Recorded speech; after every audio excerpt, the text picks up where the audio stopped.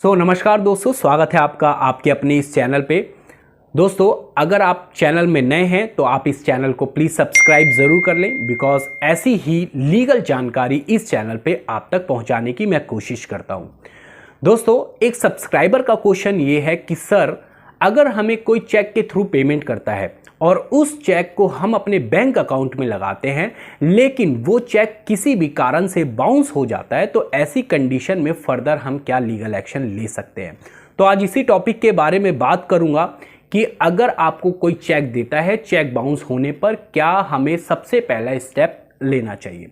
नमस्कार दोस्तों, मेरा नाम एडवोकेट नीरज कुमार है। तो आज की इस वीडियो को शुरू करते हैं। तो देखिए दोस्तों, सबसे पहले हमें यह समझने की जरूरत है कि अगर आपको कोई चेक के थ्रू पेमेंट करता है तो आप उस चेक को देखभाल कर लें। मतलब कि उस चेक में किसी भी प्रकार की ओवरराइटिंग नहीं होनी चाहिए। उसमें जो अमाउंट है, ठीक है, वो गलत नहीं लिखा जाना चाहिए, नहीं तो चेक बाउंस हो सकता है। अब मान लीजिए अगर आपको कोई चेक देता है, उस चेक को आप अपने बैंक अकाउंट में लगाते हैं, लेकिन वो चेक किसी भी कारण से बाउंस हो जाता है। अब चेक बाउंस होने के कई कारण हो सकते हैं, जैसे कि चेक में किसी भी प्रकार की ओवरराइटिंग कर दी जाती है, या जिसने आपको कोई चेक दिया है उस चेक में उस व्यक्ति के गलत साइन कर दिए जाते हैं, या डिफरेंस साइन कर दिए जाते हैं, या उसके अकाउंट में उतना पैसा ही नहीं है जितना कि चेक में अमाउंट लिखा हुआ है, या जिस व्यक्ति ने आपको चेक दिया है उसका अकाउंट ब्लॉक हो गया तब भी उसने आपको चेक इशू कर दिया है। तो ऐसी कंडीशन में तो यह भी होता है कि अगर कोई जानबूझकर ऐसा करता है, उस व्यक्ति को पता है, ठीक है, कि ये चेक से पेमेंट नहीं ले सकता और कोर्ट में वो साबित हो जाता है कि उस व्यक्ति ने जानबूझकर ऐसा किया है, तो उस व्यक्ति को 2 साल तक की सजा हो सकती है और चेक राशि की 2 गुना जुर्माना उससे वसूल किया जा सकता है। खैर, सबसे पहले हम बात करेंगे कि मान लीजिए आपको किसी ने चेक दिया है, उस चेक को आप अपने बैंक अकाउंट में लगाते हैं,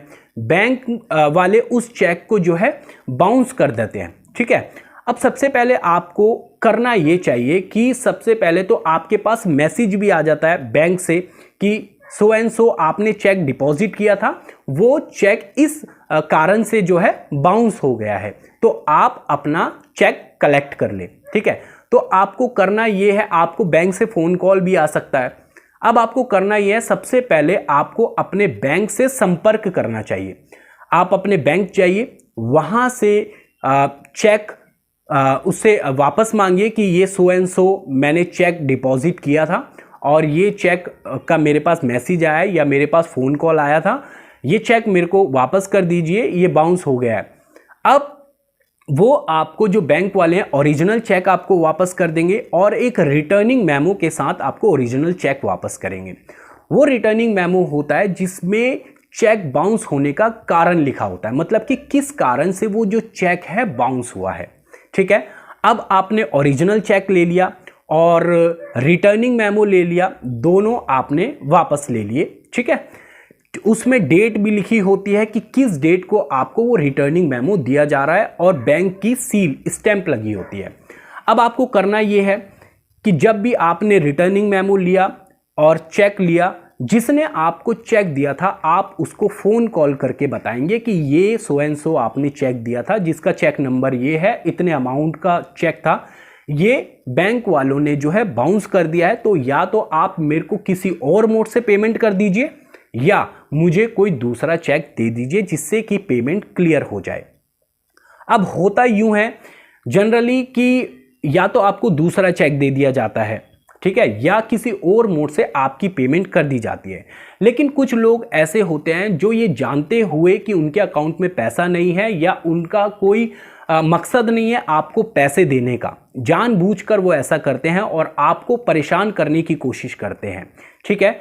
या तो अगर वो आपको पैसे देते हैं तो वेल एंड गुड, नहीं तो अगर वो आपको पैसे नहीं देते हैं तो आप सबसे पहला एक्शन ये ले सकते हैं, लीगल एक्शन ये ले सकते हैं कि आप अपने वकील से संपर्क करें। वकील एक लीगल नोटिस बनाता है जिसमें सब चीज़ें लिखी जाती है कि आपने जब चेक बाउंस हुआ तब आपको जिसने पैसे देने थे आपने उनको फ़ोन कॉल भी किया, आपने उनको हो सकता है मेल भी कर दिया हो सकता है आपने उसको व्हाट्सएप मैसेज भी कर दिया हो। ये एविडेंस होते हैं जो आपको अपने पास रखना चाहिए। अब वकील साहब जो हैं एक लीगल नोटिस बनाएंगे, लीगल नोटिस बनाकर जिसने आपको चेक दिया था उसको रिटर्निंग मेमो लेने के बाद 1 महीने के अंदर अंदर आपको लीगल नोटिस उस व्यक्ति को सेंड करना होता है। अब 1 महीने के अंदर अंदर आपने उस व्यक्ति को लीगल नोटिस सेंड कर दिया, ठीक है। अब 15 दिन का उस व्यक्ति को टाइम मिलता है, या तो वो आपकी पेमेंट वापस कर दे किसी और मोड से, या उस लीगल नोटिस का जवाब दे, ठीक है। उस 15 दिन तक आपको शांत रहना है, कुछ नहीं करना है, ना ही कोई कोर्ट केस करना है, ना ही कुछ करना है। आपने 1 महीने के अंदर अंदर उसको लीगल नोटिस सेंड कर दिया। अब 15 दिन के अंदर उसकी जवाबदेही होती है कि वो आपको क्या रिवर्ट करता है। 15 दिन के अंदर अंदर अगर आपको वो पैसे वापस कर देता है तो ठीक है, अगर पैसे वापस नहीं करता है और ना ही उस लीगल नोटिस का जवाब देता है तो 15 दिन के बीत जाने के बाद आप कोर्ट में मजिस्ट्रेट के सामने 138 एनआई एक्ट के थ्रू कोर्ट में केस फाइल कर सकते हैं 30 दिन के अंदर अंदर। पहले क्लियर कर देता हूं, 30 दिन के अंदर अंदर आपको लीगल नोटिस सेंड करना होता है। दूसरा, 15 दिन का टाइम उस व्यक्ति को मिलता है लीगल नोटिस का जवाब देने के लिए। अगर वो लीगल नोटिस का जवाब नहीं देता है तो 1 महीने के अंदर अंदर आप मजिस्ट्रेट के सामने कोर्ट में एनआई एक्ट के थ्रू 138 चेक बाउंस का केस फाइल कर सकते हैं। ये एक प्रोसीजर होता है। और एक बात यह है, जो चेक डिपॉजिट करने का एक टाइम पीरियड होता है बैंक में, वो 3 महीने का होता है। दूसरी बात यह है कि अगर चेक डिपॉजिट कर दिया जाता है और वो किसी कारण से बाउंस हो जाता है तो चेक अपने जो कस्टमर से है 150 रुपए से लेकर 800 रुपए तक जुर्माना वसूल भी कर सकता है। तो आप ध्यान रखिए कि अगर आप किसी से भी चेक लेते हैं तो बहुत ध्यान से चेक लें, उसमें देख लें कि किसी भी प्रकार की ओवर राइटिंग ना हो, किसी भी प्रकार का अमाउंट गलत ना हो, ठीक है।